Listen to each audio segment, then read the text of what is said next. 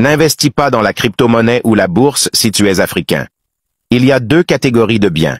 La catégorie des biens qui sont basés sur le réel, ceux qui ont vraiment de la valeur, et la catégorie de biens basés sur la valeur imaginaire, la valeur que les gens donnent à ces biens. Un peu comme les tableaux. Les tableaux n'ont pas de valeur réelle. Si tu ne me crois pas, alors essaie de manger des tableaux pour vivre, ou essaie de te protéger avec des tableaux.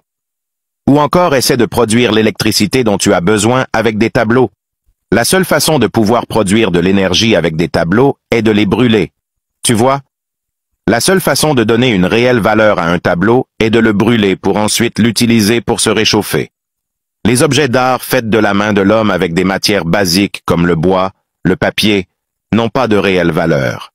Ils ne peuvent par conséquent pas assurer un réel progrès pour les pays du tiers-monde. Or, les pays africains sont pour l'écrasante majeure partie des pays du tiers-monde. En quoi est-ce que la crypto-monnaie peut permettre de développer l'industrie?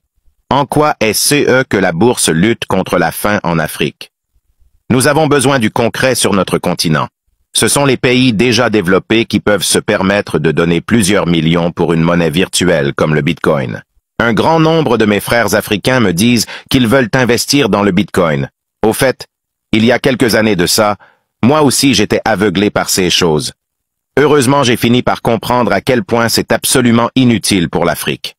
Je répète, le monde occidental, c'est-à-dire les Européens et les Américains, peuvent se permettre d'investir dans des choses sans valeur réelle, comme les cryptos et la bourse, parce qu'ils ont déjà développé les secteurs clés tels que l'industrie.